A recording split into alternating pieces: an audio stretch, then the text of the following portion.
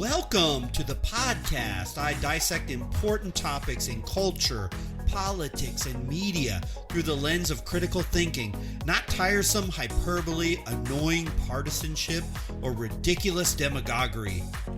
Like the Marines, we are the few and the proud, independent, free-thinking voices out there.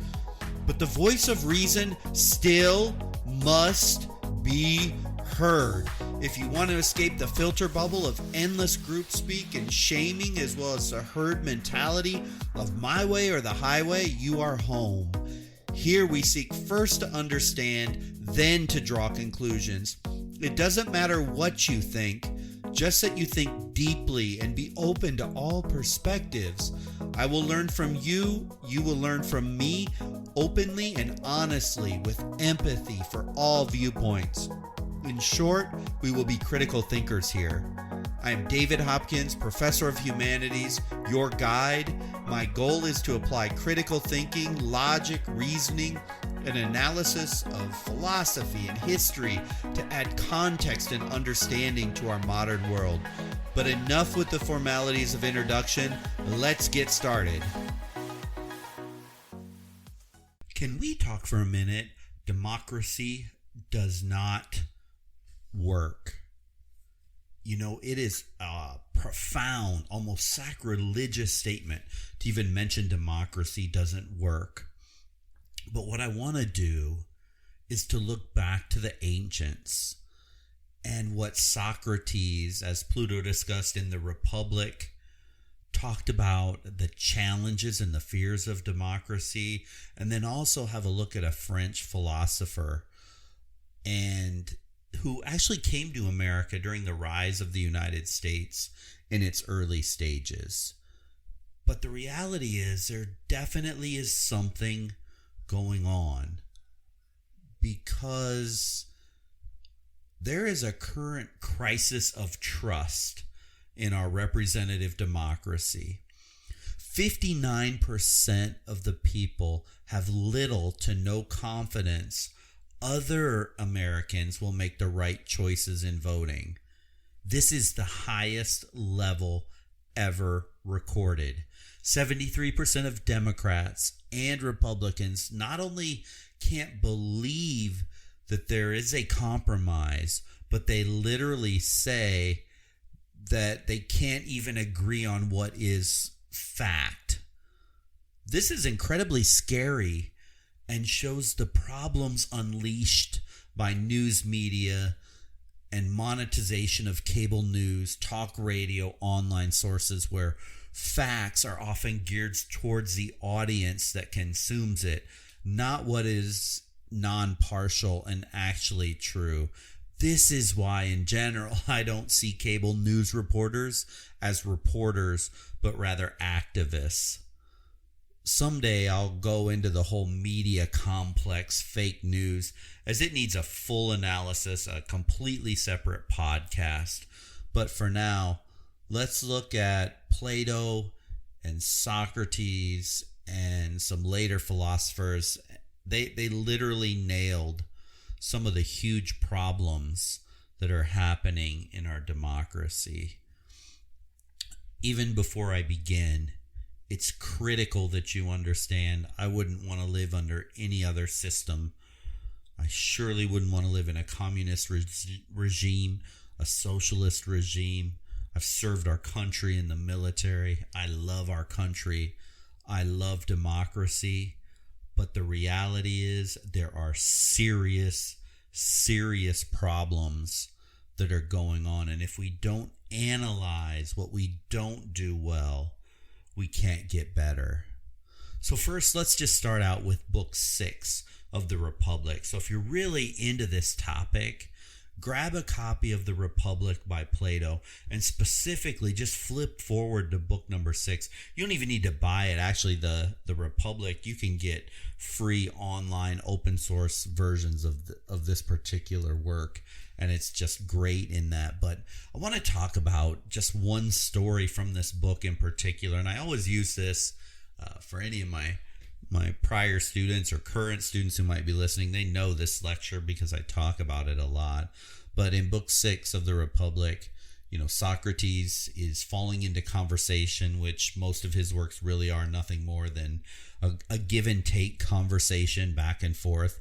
And so he's in a conversation with a man named Adeimantus, and he's really trying to get him to see the flaws of democracy. And he does this by kind of comparing democracy or a society to a ship. And if you were heading out on a journey by sea, Socrates asks him, who would you want ideally in charge of this vessel to navigate you from point A to point B safely? Would you want anyone that's just, off the street, or would you prefer to have someone educated in the rules, the demands, the technicalities of seafaring?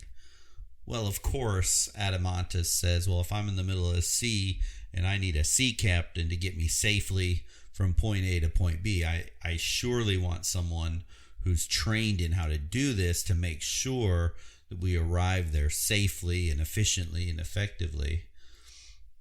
And so then Socrates turns around and says, well, if that's the case, shouldn't it be exactly the same way when we choose a ruler of the country? This brings up an important point. And I'm going to use an example in modern terms, and we see this all the time. And I'm going to read a couple headlines here to kind of make my point. From The Hill, the headline reads, Republicans target voter registration drives with new state laws. And just to be fair, on the Democratic side, Andrew Gillum launches massive voter registration campaign to turn Florida blue. Now, in general, you'd say, well, what is wrong with that? You would think we would all want to have everybody registered to vote. The bigger and larger number of people that vote, well, then obviously the more representative the democracy is of the people of the country in which is voting. However, if we go back to Socrates, just registering any old person to vote, let's say somebody, Gillum or maybe a Republican, targets a 55-year-old person, never registered to vote. You dug them out of somewhere, you found them, and you registered them to cast a vote. And you registered them as either a Democrat or a Republican. But in the last 3 decades, they never bothered one time in their entire life to register themselves to vote. How educated, if you had to make a guess, would you assume that person is on making proper, rational, objective policy decisions?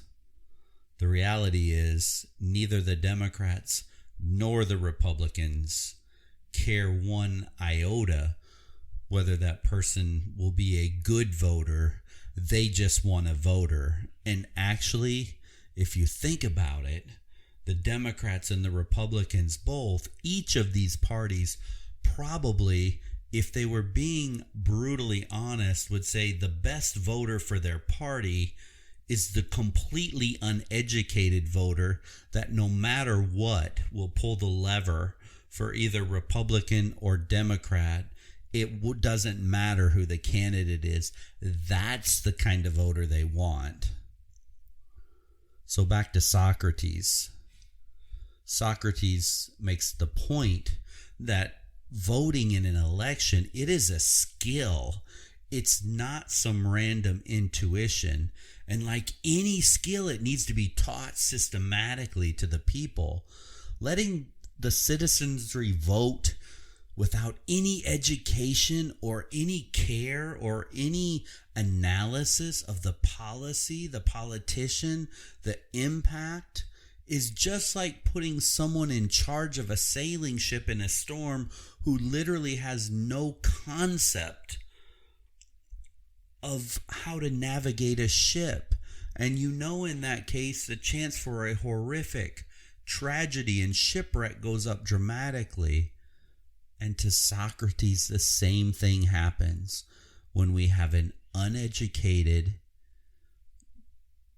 voting block of people who don't think independently, but rather just pull a lever for one or the other without giving it much thought at all. It's important too that you understand Socrates. He was no elitist. He didn't believe that a narrow few should only vote. He did, however, insist that only those who had thought about issues rationally and deeply should be let near a vote. Because if they didn't care enough to educate themselves, to show open-mindedness and analyze situations, they probably need not be anywhere near casting a vote. This is the opposite of our democracy and our mindset in this country in general right now. We tend to think the opposite way. We tend to think this idea of the representative democracy, and the larger the block, the better things are. And that is not necessarily the case in making the most educated decision. It's not that we should attempt to suppress voters. It's not that we should attempt to block out either racial or socioeconomic or gender biases. Everyone who educates themselves should have the equal opportunity to vote. But that wasn't the concern of Socrates. The Socrates' concern was that our citizenry truly educating themselves, or are they following in and along the lines of demagoguery, which is our next topic? Because for Socrates, this was one of the scariest concerns. And he said democracy can very easily lead to something that is called demagoguery. And we've really forgotten this distinction between an intellectual democracy and a democracy by birthright. You know, we've given the vote to everyone without connecting it to any sort of wisdom. And Socrates knew exactly where that would lead, and it would lead to something called demagoguery. And I want to define this term so that we all fully get it, because some of you that may be very far on the left or very far on the right, you may automatically say, oh, yes, of course, that's the Democrats, that's the Republicans, that's whatever. But let's break this down, what we actually mean and what Socrates was speaking about with this term. So a demagogue, which is demos, if we break the word down in Greek, the people, and agogos, which is leading. So the people leading. And who this is, it's basically a leader who makes use of popular prejudices, false claims, and promises in order to gain power. Let that sink in for just 1 minute. It's a leader who makes use of popular prejudices, false claims, and promises in order to gain power. It's a leader that champions the cause of the people in ancient times in a manipulative way. And it's often associated with dictators, and they're appealing in general to the worst nature of people. Demagoguery, it's not based on reason, it's not based on even the issues, and it's not necessarily based on doing the right thing. It's based on stirring up two things: fear and hatred to control people. Stirring up fear and hatred to control the people. I mean, really, I don't even need to give you examples. Every single day in the news, you can choose your own examples yourself, and you can choose those from the left and from the right. And if you're having any trouble finding the stirring up and fear and hatred, turn on CNN for 35 minutes, and then after you're done, just out of good nature, turn on Fox News for 35 minutes, and you're going to get stirring up of fear and hatred. They both do it. That's why I don't consider them news. I consider both of them activists, which is more realistic when you turn them on. And I don't want to go off on a tangent here about the news media because I want to do a whole separate podcast on this. But you know, and I know, you're not listening to cable news to get the news. You're doing that to feed your own position in general if you've got on those hard, extreme cable news networks, because there's no news on those channels. It doesn't exist. And so they're a perfect example of this stirring up fear and hatred.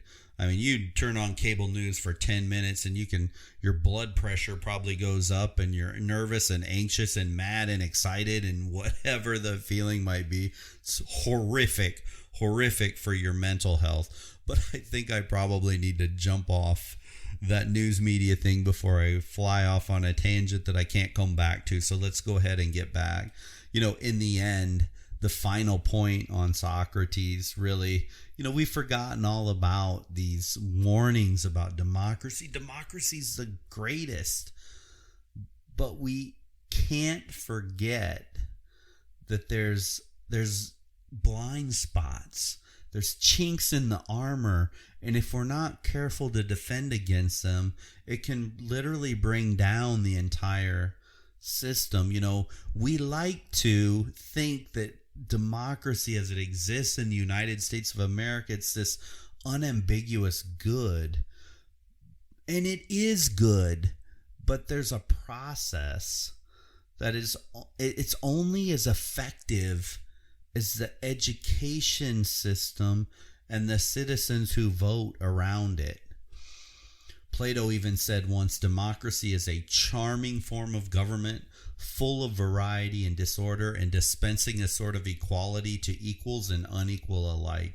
It is a big old messy, crazy, wonderful thing, but it can get very, very dark and almost more oppressive in some ways than more authoritarian regimes if we're not careful with it. Another thing, when we look at democracy and we look at Plato and the Republic, there's an argument to be made that the poorest classes often suffer the most in democracy. The outward facing thing is one way, but behind the scenes and underneath it, there's some scary things that need to be brought to light. The first one, virtually every citizen has the chance to be elected to populate the government. This is a fact. Any one of us could choose to run. But the reality is, on the ground, in real life, only elites seem to have the chance of being elected. The money that it takes to get elected is staggering. So if you don't have the connections, the influence, the money, your chance of being elected is slim to none. We just don't see rags to riches to president like that. It doesn't work like that. You need incredible resources and connections to have a chance to be part of the governing hierarchy. The second reason poor classes suffer, the democratic person is inherently unable to really feel shame for being unable to rise above personal desire to satisfy their own wants versus calculation of long-term issues.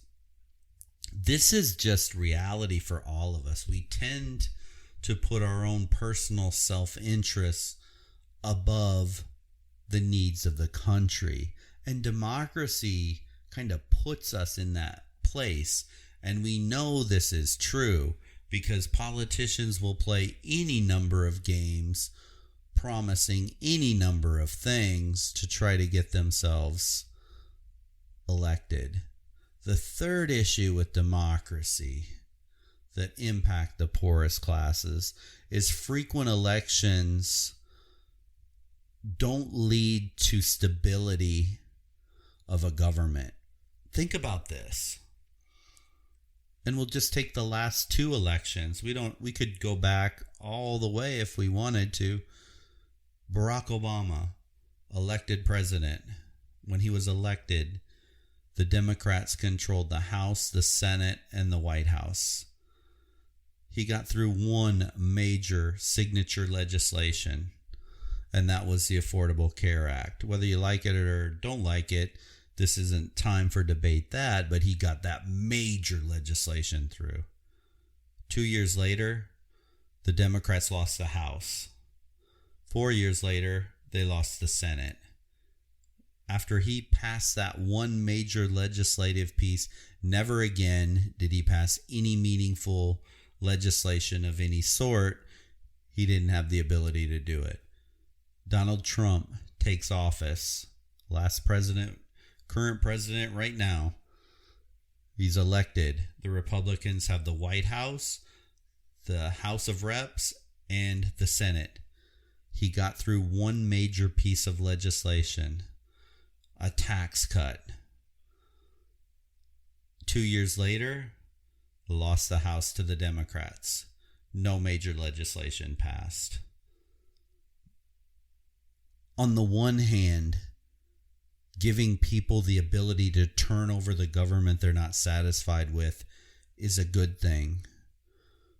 But on the downside, it leaves the country in a constant state of change. And so these elections come with very short-term interests involved. Let's contrast that right now with the most hardcore communist regime in the world, China. That president is there for life. He can build a 2-year, a 5-year, a 10-year, a 20-year plan, strategic plan for his country. It's built on a stability that they can do things in the long term. They can strategically think out. In the United States of America, in our current democracy, our politicians can't think more than 2 years in advance, because every 2 years the potential of the federal government turning over is a real thing. So, of course, since the politicians' jobs can be on the line every couple years, they tend to appeal to very short-term interests of the voters, not the long-term interests. I mean, they will talk and they will talk about generations and your grandkids and your great-grandkids and blah, blah, blah, and they'll talk it, but their actions never speak it. Their actions never match it because they can't. They know after they say the words that sound really good, they know for a fact behind the scenes that they may not be there in 2 years if they don't just appeal to the short-term interests. And that leads to insane waste, pork barrel spending, and I think we all know what that is. These little incentive-laden votes trying to splay cash around to this district or that district. You scratch my back on this vote, I'll scratch yours on another. The kind of garbage. And that does not help the poorer classes at all. So those are problems in our democratic system. And we don't really have an answer for them, really, when you think about it. But Alex de Tocqueville, going from the Greeks all the way to the 1830s. Fascinating philosopher, French philosopher, traveled to America in 1831. So America, through the Civil War, on the rise, getting bigger, gaining traction, overthrew Britain, and it's now a country, it's growing, and he came to the United States and he's seeing democracy develop. And in 1835, after he visited in 1831, he wrote a work called Democracy in America. And it's fascinating to always look at these books and get the perspective of people of our own democracy when you're not a part of it. And on the one hand, he came away with a really profound appreciation for the ideas, the habits, the institutions that made American democracy work. But I want to focus, and that's all great and I love it, but I want to focus on the downside of things, because he looked and he said, slavery and racism, boy, that may lead to some long-term conflicts down the road. So, oh my goodness, is that, especially after all the riots we went through with George Floyd and the things that we're seeing. Would have thought that'd be gone in 2020, but here we are. He noticed this in 1835, and here we are in 2020, and it's still something that we're dealing with. But curiously, and most importantly, that I want to focus on in this is this concept that freedom of speech, which we have such a serious belief in. I mean, freedom of speech, that's a cornerstone for us. It's a cornerstone to our democracy. He said that can lead to a lack of freedom of thought. Interestingly, Tocqueville noted that the power of the majority, not just politically, but socially, at the heart of democracy, could become a form of tyranny, even worse than some of the most ruthless and horrific rulers and monarchies in Europe. It was noted that even a communist ruler or a king, for example, they can exercise physical control over a society. But Tocqueville added, a democratic majority could actually get so perverse that they could control thought itself. And here's one quote. Quote, "I know no country in which, speaking generally, there is less independence of mind and true freedom of discussion than in America." Wow. It almost seems completely contradictory on the surface. But if we stop to think, is it really that far off? I want to read that one more time. "I know no country in which, speaking generally, there is less independence of mind and true freedom of discussion than in America." And the argument goes something to the effect that America, we are susceptible, incredibly susceptible to the power of conformity, because we talk so much about equality, and we can actually causes us to regard distinction or being separate with suspicion. And Tocqueville even said, quote, "When everything is more or less level, the slightest variation is noticed. And hence, there's a strange melancholy in the midst of abundance." End quote. That is scary that he would note something like that in 1831. Look at the social media world that we're in right now today. Anything slightly misstated or misinterpreted or outside the normal status quo herd mentality will get called out, possibly shouted down, and shut out.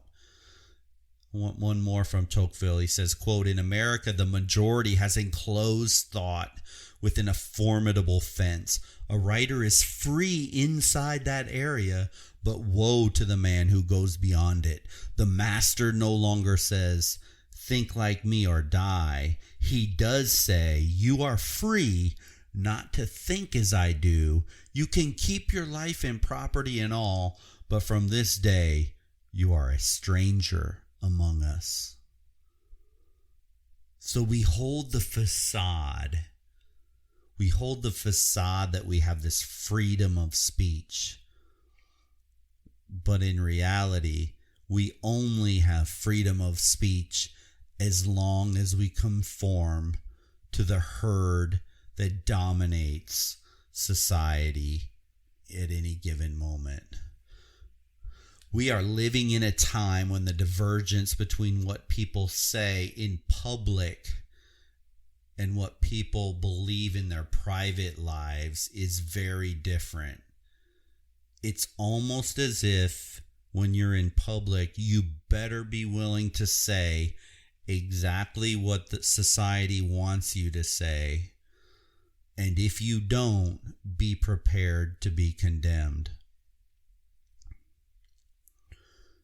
I'm going to talk just a second about Black Lives Matter and this thing and this mantra that was going around. Something to the effect that if you did not get out, shout, and protest, if you are silent, you thus must be racist. To the point that you better get out there and you better show yourself or say something, because if you don't, you must be a racist. That's what Tocqueville was talking about. You put on that public face. We say we have freedom of speech, but oftentimes now in modern society, that just means you need to say exactly what society expects you to say when you need to say it, because if you do not do it, you run the risk of being stamped out. And if you think about it, how often do we really say what we really think about politics, about religion? You know, those really important matters. I mean, arguing about sports teams or arguing about fashion or arguing about music. I mean, Twitter is nothing but just a blathering sphere of argument, and 80% of it's, whatever, doesn't really matter. But when you get to the really deep, personal, intellectual, spiritual matters, we got to be real careful what we say. I mean, it can be liberal, it could be a conservative bubble that you live. And if you go against that bubble, you're going to get called out. It's just kind of the way things go. The herd group speak, it's very, very strong. In fact, it's not even freedom. It's a form of slavery. A new form of slavery, an intellectual and mental form of slavery instead of physical, but it is slavery nonetheless. So how do we overcome this characteristic of American discourse that tends to lump everybody into one big mass? There is a solution, but we're not going to find it in the Democrat or the Republican Party, and it definitely won't be found in social media filter bubbles, and I guarantee you won't find it in cable TV news activists. It requires things. It requires reading. It requires studying. It requires thinking from alternative sources and using our mind to evaluate critically outside the roar of the demagoguery noise spewed out daily. It really does sound kind of easy, but the problem is finding alternatives to what's out there and getting people to involve themselves and to train themselves and take baby steps to get better at it. Look, at the end of this, I would never want to live in any other system. I feel so blessed and I feel so lucky to be born and raised here. However, it is relevant to ask, Is our democracy reaching its full potential? Or is the demagoguery that happens in politics? And when you look at even Black Lives Matter, like I mentioned, I'm sure there's wonderful, amazing people in that group, but there's surely a fringe who's basically saying you show up and you shout and you yell, and if you don't do it, you must be a racist. Not necessarily.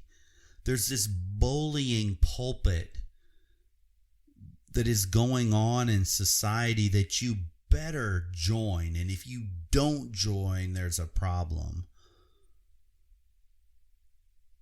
Pushing all of our voices into one big mass, and you can say what you want as long as you don't dissent too much. I mean, is that really what this country is all about? Is that truly any different than, say, Venezuela or Cuba or China? Is it right in America to say, you can be you, but not too much of you, and you make sure that you conform to exactly what we're telling you to conform to? Is that free thinking? In essence, that kind of democracy is almost a perverse, disgusting form of communism. And in a world where free thinking is just truly valued, we wouldn't just have two political parties. We wouldn't have cable news activists opining their opinions and spinning stories. And you wouldn't be afraid to say what you really feel about an opinion. If you hesitate to give your opinion for a fear of standing out, of being attacked by the group, or any type of reprisal, you're not living in a true free speech world. You're being oppressed. So if you have ever hesitated and thought, ooh, I better not say that, because if I say it, I might find myself attacked, you are being oppressed. And that's a problem. And that's a problem that we have in our American democratic system. So we need to recognize this. Not to shy away from it. We need to challenge ourselves to find places and voices that can truly appreciate freedom like our Constitution intended.